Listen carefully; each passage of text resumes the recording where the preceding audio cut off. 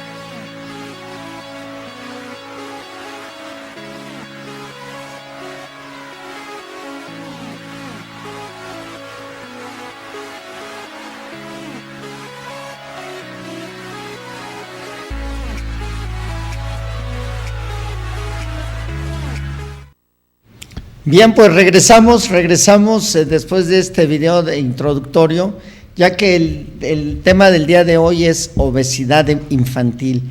Y bueno, primeramente le preguntaremos a José Luis Ibarra, ¿qué es la obesidad infantil, José Luis? La obesidad es, ante todo, acumulación del panículo adiposo, o sea, de grasa, más allá de lo normal. Pero yo quiero que aclaremos desde este momento que las grasas no son las malas de la película, ¿eh? Deben de estar presentes. Lo importante es que estén presentes en la calidad y en la cantidad suficiente. La obesidad, internacionalmente, lo diré así, se define como la ubicación de el famoso IMC, que hasta en los centros comerciales te subes a la báscula y te saca el peso, la estatura, y el IMC, que es el famoso índice corporal. Índice de masa corporal. De masa corporal, exactamente. Este muchacho sí sabe. Ubicado en una escala, ya nos metemos un poquito en la complicación percentilar, pero que quede claro que el IMC es un dato, pero no es un dato concluyente, no es un dato concluyente. Los especialistas del área, los pediatras, no manejan el porcentaje de grasa y tampoco manejan el IMC como un dato único. Se maneja a través de una ubicación percentilar.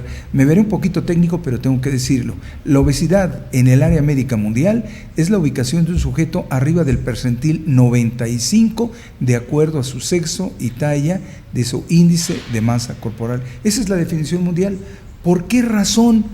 Porque aunque unos chavos que en los 90 se llamaban Cole y Mus, que determinaron que el IMC había una correlación muy estrecha entre qué alto era tu IMC y las enfermedades, que ya creo que hasta un poquito ocioso decirlo porque es pan de todos los días, la hipertensión y la diabetes, pero curiosamente desde el 2005-2007 otros autores serios en el mundo han encontrado que esa relación no es tan como es. ¿Qué quiero decir con ello?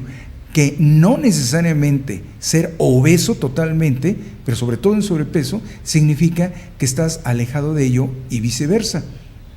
Conclusión, a veces vale más ser gordito sano que flaquito sin salud. Sí, que de hecho en uno de los programas comentábamos ese gran error que llegan a los gimnasios, a los clubes, los papás con los niños que quieren que los bajen de peso. Un gran error, ¿no? Aquí lo que tenemos que hacer es reconvertir el tejido graso en músculo, ¿no? ¿Ese sería una buena fórmula o estoy fuera de foco? No, ese es uno de los puntos importantes. Como vimos en el video, se han hecho muchas iniciativas y se han gastado miles de millones. Los papás que tenemos el honor que nos escuchen y nos vean, saben perfectamente que hubo políticas de las cooperativas escolares, que no hubiera venta de productos afuera, bla, bla, bla, pero no ha sido la solución, todos lo hemos visto, porque sigue galopante el aumento de esto. Esto tiene que ser un trabajo multidisciplinario, no flor de un día, como dicen en mi pueblo. Tendría que ser algo continuo, que abarcara no solamente la restricción alimentaria, porque hay que recordar que no solamente es la ecuación de ingesta y gasto, o sea, cuánto como, cuánto gasto de energía. No, hay que ir más allá de eso y creo que tendremos el gusto de platicar un poquito más a fondo, lo más cotidiano posible de ello y visto desde una perspectiva multidisciplinaria. Perfecto, ahorita regresamos contigo para ir profundizando más en estos puntos que tú marcas. Por el otro lado, Alfredo, estábamos viendo este video, que son datos del Instituto Nacional de Salud Pública, donde el 30% de los niños padecen ya obesidad. Sí, entonces, este dato, tú como especialista en este caso de educación física, ¿cómo ves este dato? Bueno, de entrada yo diría que el problema de la obesidad infantil en México es un problema muy grave. Ha llegado a considerarse como un nivel de pandemia. Esto ocurre porque finalmente el hecho de que en México haya niños, 4 de cada 10 se considera actualmente que tienen sobrepeso y obesidad, son un factor de riesgo muy grande. El hecho es de que en este momento muchos niños en edad de entre 5 y 11 años están ingresando a los hospitales ya con problemas de diabetes, con problemas incluso de hipertensión. Eran enfermedades que normalmente tenían los adultos o los adultos mayores y hoy se están manifestando en los niños. Entonces, el problema del sobrepeso, en sí el sobrepeso y la obesidad no es una enfermedad, será una condición, pero son factores de riesgo. El hecho de que un individuo tenga sobrepeso o obesidad y se agrega además esto, la herencia, se agregan los ambientes en los que viven y se agregan otros elementos que tienen que ver con los hábitos de cada una de las personas, con los estilos de vida. Todo esto se convierte en factores de riesgo que propician finalmente integrados la aparición de estas enfermedades. Tengo que mencionar que el sobrepeso y la obesidad son el preámbulo de una enfermedad que está afectando gravemente a nuestra sociedad, que es la diabetes. Y la diabetes cada vez se está cobrando problemas económicos muy serios en las familias, en la sociedad finalmente, y problemas sociales, porque obviamente una persona que se ve disminuida en sus capacidades físicas, productivas, incluso sociales, definitivamente afecta al entorno, a la convivencia social sana, y las repercusiones de que esta enfermedad vaya creciendo son muy graves en nuestra sociedad. Gracias, Alfredo. Pues vimos el enfoque. ¿Por qué, Alfredo? Porque ahorita que regresemos con él lideró un proyecto precisamente para poder medir o valorar cómo estaba el nivel de sobrepeso y obesidad en la Ciudad de México. Y bueno, él no tiene la profundidad de estudios que tiene José Luis como médico. Por eso la pregunta como especialista en educación física. Tú como especialista en educación física y como médico cirujano, este 30% de que nos muestra este video, ¿qué te dice? Ese 30% tiene que ser analizado concienzudamente, porque al decir obesidad infantil, la verdad es que estamos generalizando porque estamos pensando en todas las etapas infantiles, pero las tablas que nos hicieron favor de mostrar en el video, que son del Instituto Nacional de Salud Pública, muy importantes, un organismo mundialmente muy serio, nos demuestran sus estadísticas desde 88 que la obesidad infantil, y quizá ahorita armo controversia, se ha mantenido igual en la etapa preescolar. Desde el 88, 96, 2000, 2006, 2012 y medio camino 2016, su última estadística, nos demuestran que ha sido muy discreto. El meollo en el problema de la etapa infantil es cuando, así como ustedes recordarán, todos crecimos y en un momento dado vino el jalón de estatura, el desarrollo de los caracteres sexuales, etcétera. Así también hay etapas en el metabolismo de la grasa.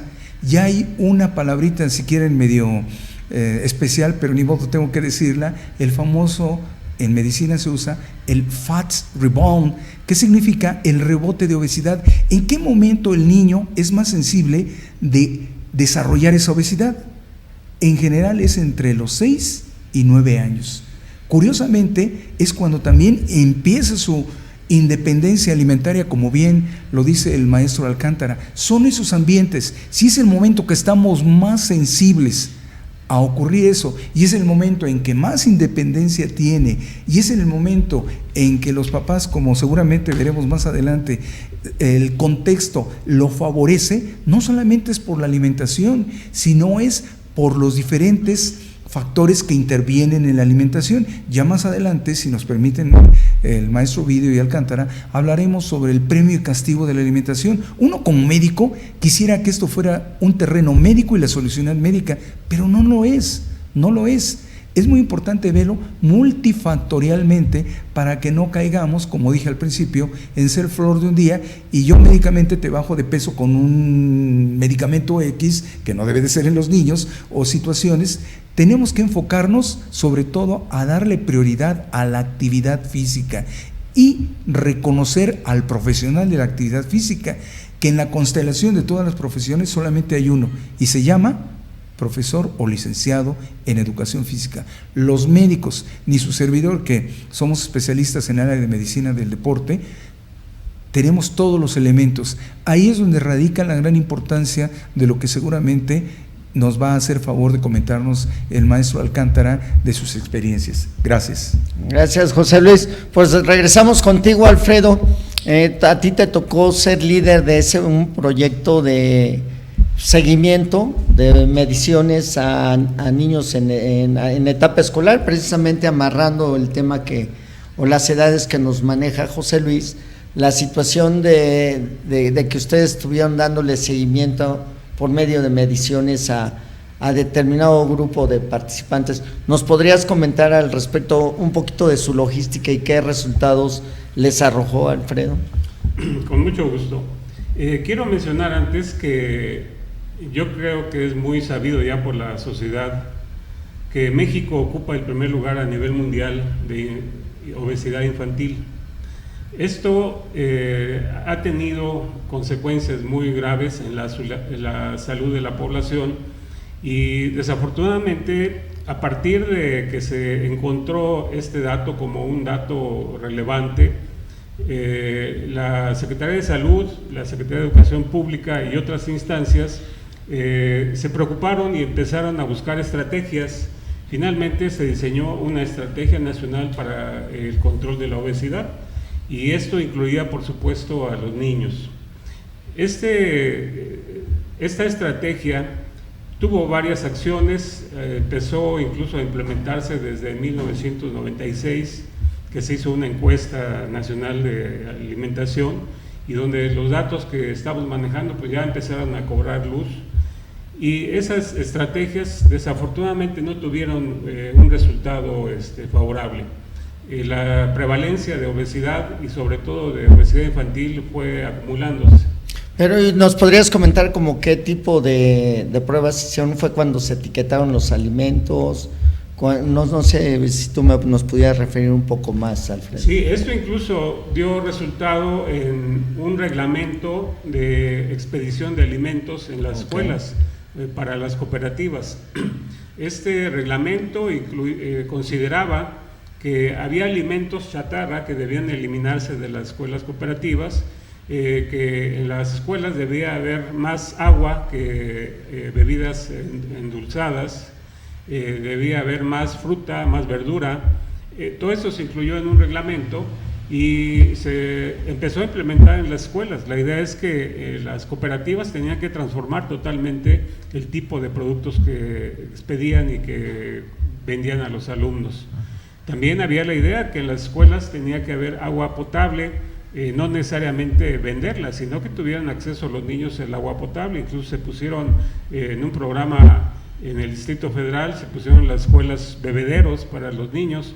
Desafortunadamente se implementaron algunas estrategias que no se les dio seguimiento y al rato los bebederos ya no servían.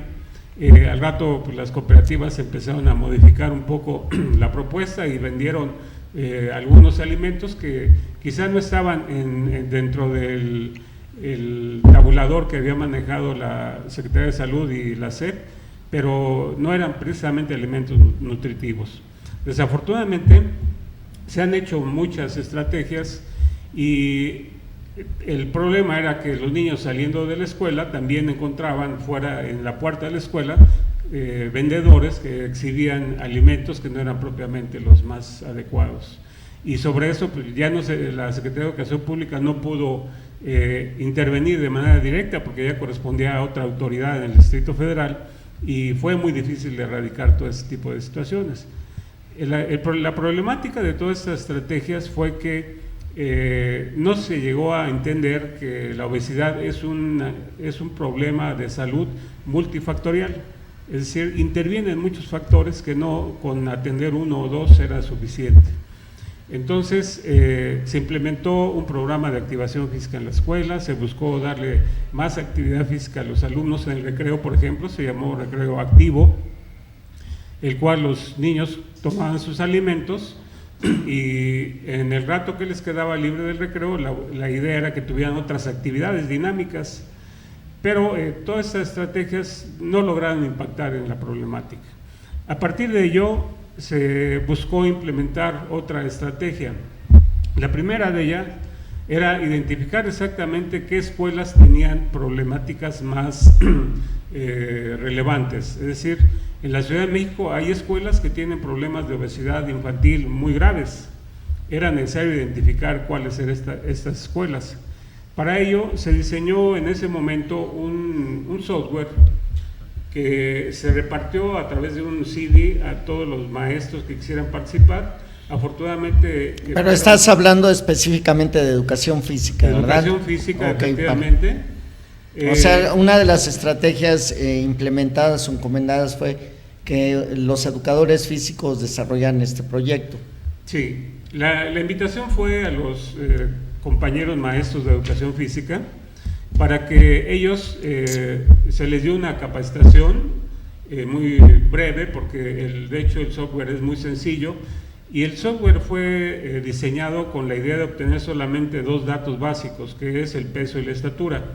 A partir de esos 2 datos, considerando el sexo, la edad que tenía cada grupo, entonces en base a ellos estos datos se colocaban en una casilla determinada, y toda esta información nos permitió ir obteniendo más datos de cada grupo.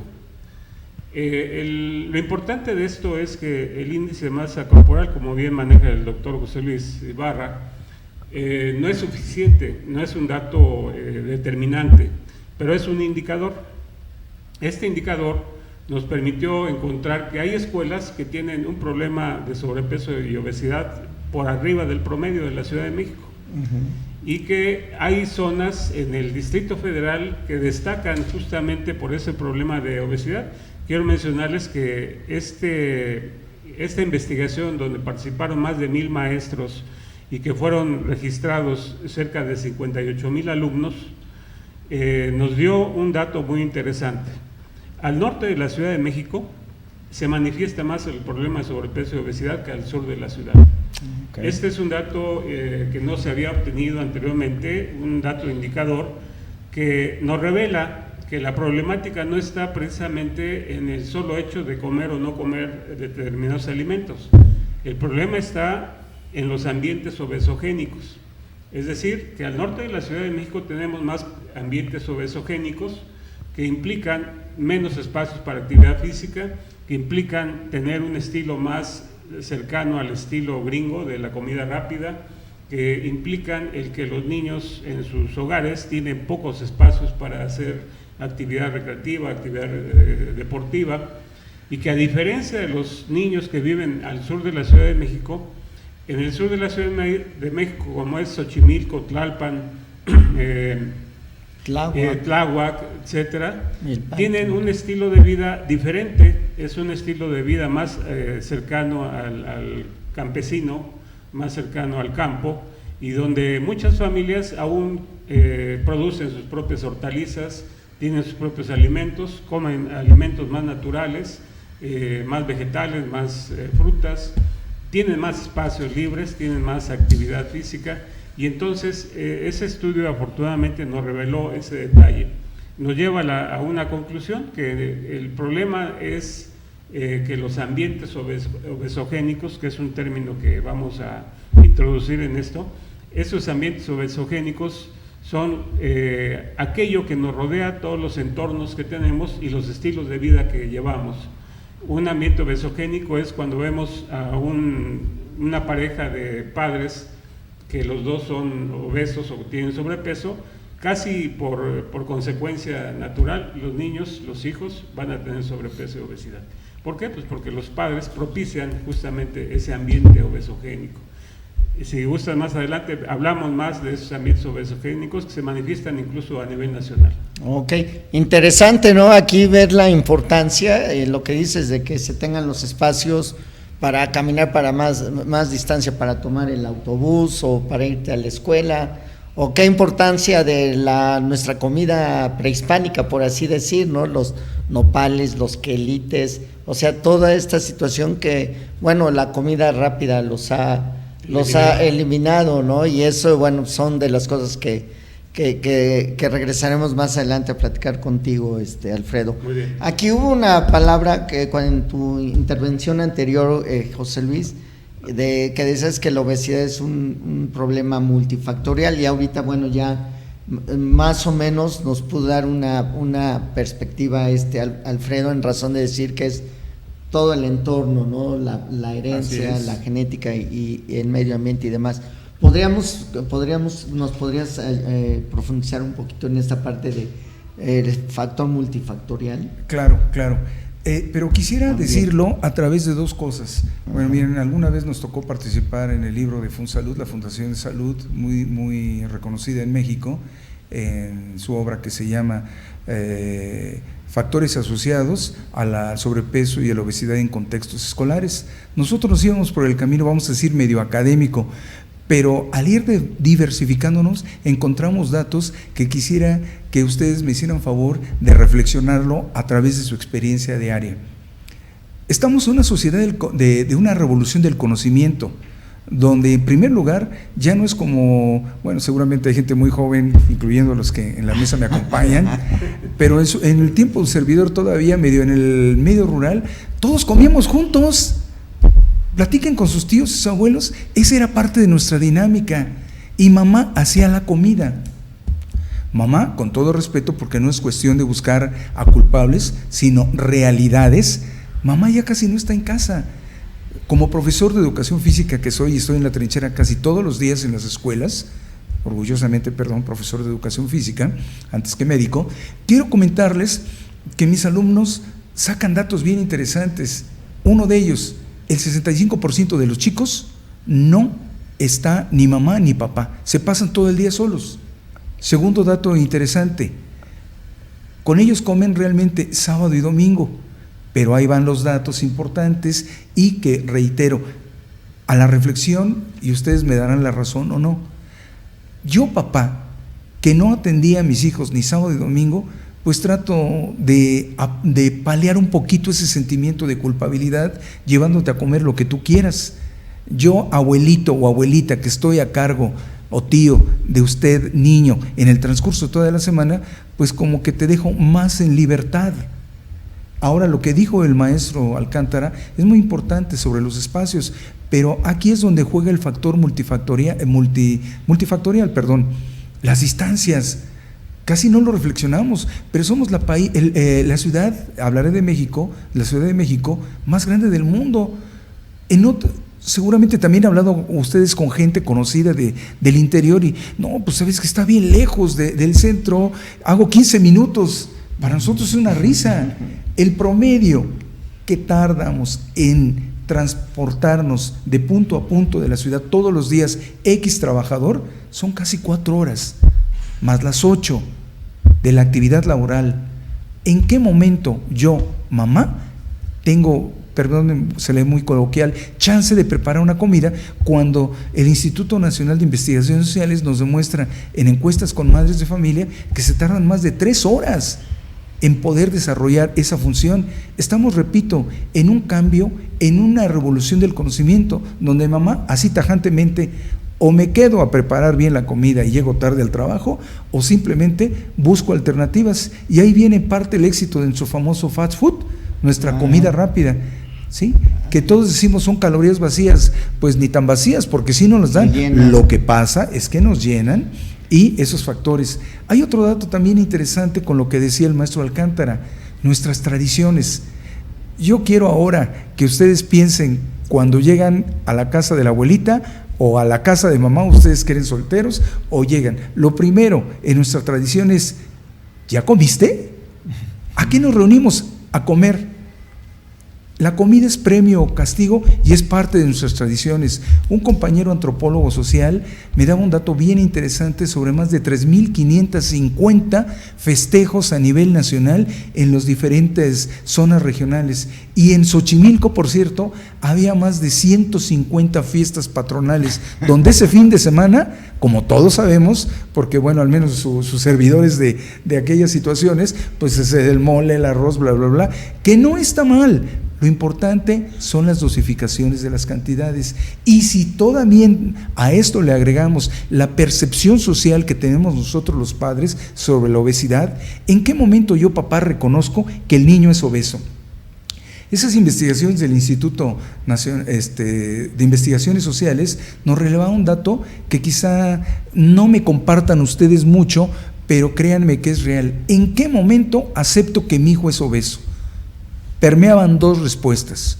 Una, cuando el niño es estigmatizado demasiado, y otro, cuando ya no encuentro ni ropa que le queda, porque hasta los zapatos ya no les quedan, Un obeso mórbido es aquel que lleva el 100% de su sobrepeso, y entonces ahí no solamente es bajarte de peso, es autoestima, es nutrición, es social y sobre todo importante como estandarte, actividad física de hábito, no de un día y de un mes, sino crear el hábito. Y ahí es donde está la pureza, la valía enorme del educador físico. Él no es porque dé media hora de clase de educación física, 1 hora, que entre paréntesis el famoso eslogan salido desde la OMS, desde el Colegio Americano de Medicina del Deporte, etcétera, que dicen, haga actividad 30 minutos, sí, pero entre moderada e intensa, no solamente hacerla. Y ya en otro momento de esta plática, si me permiten, hablaré de la actividad física en las escuelas, tanto primarias, secundarias, etcétera. Gracias. No, muy bueno, muy interesante, mucha información, tenemos tela para muchos programas ya.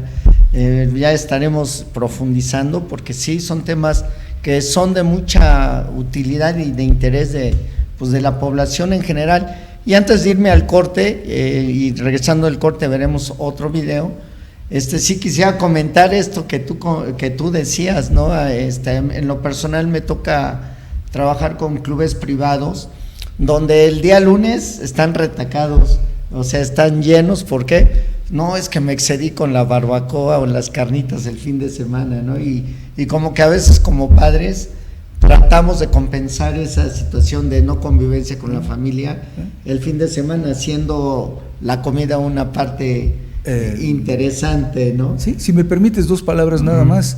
Nuestra sociedad está preparada para la actividad física, pero solo como evento de fin de semana, no como un acto cotidiano incorporado a mi vida diaria. Perfecto, pues vamos a un corte donde, al regreso es un corte donde nuestro patrocinador muestra un video, y regresamos con un video que va a hablar en específico sobre este tema. Adelante, Iván, regresamos, amigos.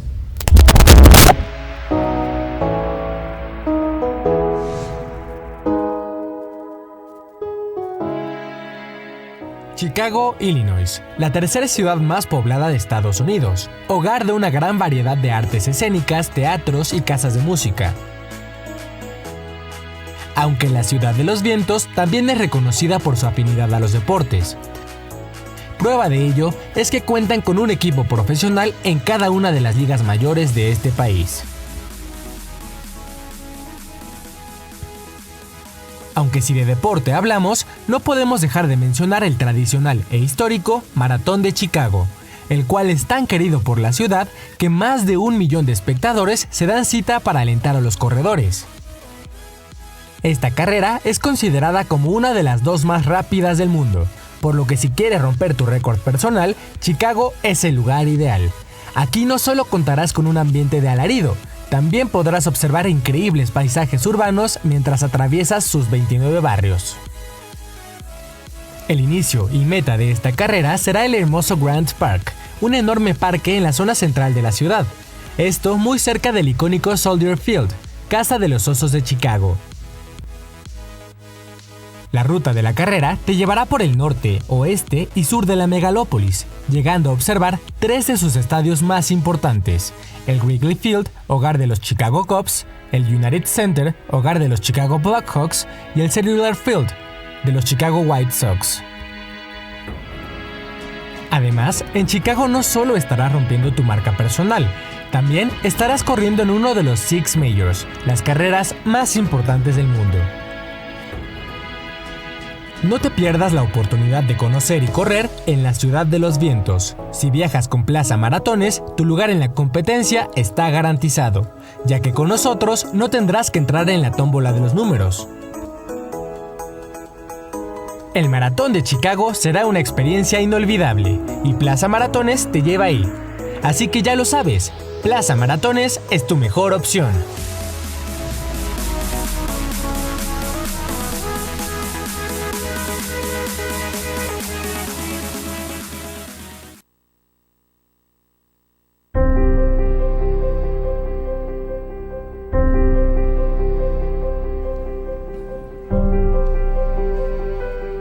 Hola, te presento a Carmen. Es la primera vez que la conoces y sin embargo es probable que ya estés haciendo suposiciones sobre lo mucho que come y lo poco que se ejercita por el simple hecho de que es obesa. pero estoy a punto de enseñarte que hay mucho más de lo que parece cuando se trata de obesidad. Hay muchas Carmen por ahí y necesitan de un tratamiento. A lo mejor tú eres una de ellas, o si conoces a alguna Carmen, es tiempo de actuar contra la obesidad. Pero para poder hacerlo con eficacia hay que entender la obesidad. El peso corporal se determina con una fórmula bastante simple. Lo llamamos la ecuación de balance energético y funciona de la siguiente manera. Si el número de calorías que usted consume es igual al número de calorías que usted quema, su peso sigue siendo el mismo. Si usted consume más de lo que quema, usted aumenta de peso. Y si usted quema más de lo que consume, pierde peso. La mayoría de la gente piensa que aquellos que regulan adecuadamente el balance energético de calorías permanecen delgados, mientras que aquellos como Carmen, que comen demasiado y hacen poco ejercicio, se convierten en obesos. Se nos ha enseñado que la obesidad es un estilo de vida y la solución es bastante simple: comer menos y ejercitarnos más. Esto puede sonar lógico, pero no es correcto. Déjame explicarte. Primero, vamos a hablar sobre los puntos de equilibrio. Estoy hablando de una teoría que dice que no importa lo que tú conscientemente quieras que tu peso sea, tu cerebro tiene su propio sentido de la cantidad de grasa corporal que debe de tener y tiene un sistema muy complejo que regula de forma muy precisa la ingesta y el gasto energético para mantenerse dentro de ese punto de equilibrio y lograr mantener su grasa corporal. Por lo que toda la ecuación de balance de energía no es algo que tú puedas controlar voluntariamente. Tu cerebro regula las calorías que consume y las que quema. Para que el cerebro pueda hacer esto, necesita saber cuánta energía tienes todo el tiempo, y lo sabe porque escucha a las hormonas como la leptina, las cuales se forman en la grasa corporal. Podemos compararlo con un carro. Imagina que la leptina es el medidor de gasolina que le dice al cerebro cuánta gasolina hay en su tanque, pero la leptina es solo una pieza del rompecabezas. Tú tienes un montón de señales hormonales donde están involucrados tus huesos, músculos, páncreas, hígado, tracto digestivo y otros órganos controlados por los sentidos. Todos ellos tienen un rol, el cual es comunicarse con el cerebro para darle la información que necesita para hacer su trabajo. El punto es que tú tienes un sistema muy complejo, el cual regula dentro de un rango el punto de equilibrio para la grasa corporal. ¿Y qué pasa si Carmen decide empezar una dieta para bajar de peso? Después de todo, las personas obesas deben de comer menos, ¿no? Esto es lo que sucede. Ella pierde peso, pero sus niveles hormonales cambian también, y su cerebro se da cuenta, por lo que comienza a actuar para restaurar la grasa corporal que perdió. Carmen comienza a tener más hambre. Aunque ella no lo sabe, también está quemando menos calorías que antes. El cuerpo se protege.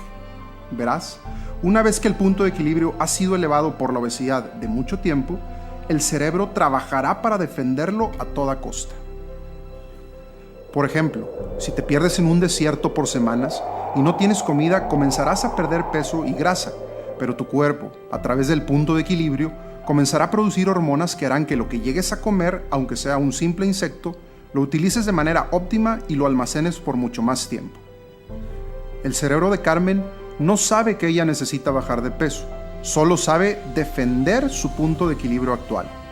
De vuelta a la analogía del carro, Carmen no puede evitar buscar una gasolinera para cargar gasolina.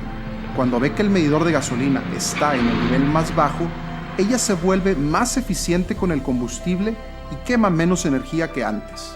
Esto podría explicar por qué el tratamiento de la obesidad con una dieta y ejercicio muy frecuentemente no produce los resultados deseados.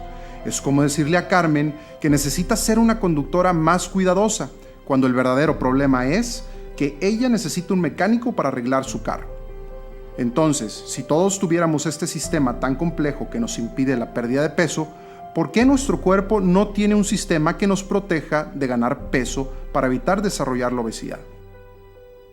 ¿Cómo podemos explicar la epidemia de obesidad? Volviendo a Carmen, ¿por qué ella desarrolló la obesidad? La respuesta es que se necesita una tormenta perfecta para causar una epidemia de obesidad como la que estamos viviendo ahora. Y es el ambiente moderno en el que hoy en día vivimos que nos coloca a nosotros y a Carmen directamente en el camino de la tormenta. Aunque no hay solo una causa de obesidad, está bien estudiado que es multifactorial.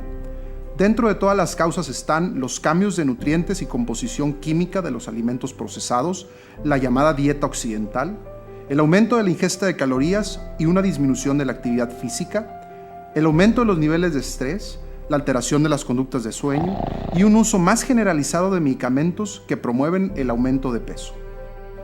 Una genética única e historias de desarrollo causan que cada uno de nosotros respondamos de manera diferente a estos elementos del entorno moderno y algunos de nosotros, como Carmen, respondemos mandando señales hormonales que elevan nuestro punto de equilibrio de grasa corporal. No es que el sistema de Carmen haya dejado de funcionar, es solo que está trabajando para regular su punto de equilibrio, el cual está demasiado elevado. Podemos pensar en la obesidad como una respuesta biológica al medio ambiente moderno, una enfermedad que hace que el cuerpo desregule a un punto de equilibrio que es demasiado elevado. Volviendo a la analogía del carro, el tamaño del tanque de gasolina de Carmen se ha expandido, entonces ahora ella carga demasiada gasolina. Es el momento de dejar de culpar a Carmen por su obesidad. Es hora de reconocer que la obesidad es una enfermedad multifactorial, crónico y degenerativa, y no un simple estilo de vida. Y los que la padecen tienen derecho a tratamientos y a no ser juzgados. Es el momento de actuar contra la obesidad. Y ahora que conoces más sobre esta enfermedad, hay una manera muy simple en la que puedes actuar. Ayúdanos compartiendo este video. Yo soy el Dr. Manuel García Garza, cirujano bariatra y fundador de Tu Opción Bariátrica. Regresamos, amigos de Sportiva TV. Muy interesante el video, bueno, el tema en general, y a mí en lo personal me deja muchas preguntas que por cuestiones de tiempo el día de hoy no vamos a poder profundizar. Pero antes de despedirnos, y como parte de este Colegio Mexicano de Educadores Físicos, les preguntaría a nuestros invitados, la educación física, ¿cómo puede participar en poder frenar y disminuir esta situación? Amigo Alfredo Alcántara. Bueno, yo quiero comentar que es muy difícil pensar que una persona que nunca ha hecho ejercicio, o al menos no le ha gustado hacerlo, y que pues, no ha practicado un deporte, a la edad adulta, después de los 20 años, se le dice, para bajar de peso tienes que hacer ejercicio, mejorar tu alimentación, representa todo un reto. Y lo vemos todo el tiempo en los gimnasios, los primeros días del año. Mucha gente que entre sus propósitos está bajar de peso, inician probablemente con un programa, pero al poco tiempo ya emigran, lo desertan y no continúan con él. Justamente la educación física tiene una función social muy importante, que es hacer que el individuo desde pequeño se acostumbre, se habitúe a hacer actividad física de manera regular. El hecho de que un niño aprenda a hacer actividad física regular lo está preparando para una vida saludable en un futuro. De ahí la educación física en su valor social, en el sentido de que la primer parte no es hacer que los niños bajen de peso, ni mucho menos. Su función está en hacer que los niños sientan el gusto por la actividad física, sientan el gusto por la práctica de algún deporte, y que a través de esa educación que van recibiendo en la educación básica, el niño logre integrar a la actividad física como un hábito. Igual que lavarse los dientes, la actividad física debe ser de todos los días. Se lava uno los dientes todos los días, sabe uno que es por higiene. De igual manera el ejercicio debe hacerse por higiene personal. Perfecto, Alfredo. Efectivamente, el Colegio Mexicano de Educadores Físicos pugna es porque la clase de educación física sea un hábito entre los niños, y independientemente de que después de la escuela de fútbol, a su academia, y que estén en constante movimiento. José, la misma pregunta, la educación física, ¿cómo puede apoyar en la mejora de estos indicadores? La respuesta a esa pregunta nos la han dado los últimos planes nacionales de desarrollo. Cada gobierno hace como un diagnóstico. Este gobierno que entrará en unos meses en funciones seguramente hará lo mismo y tratará de buscar estrategias al grado. ¿Por qué comento esto? Porque al grado que los dos últimos, vamos a decir, periodos presidenciales marcaron que la actividad física era una prioridad nacional.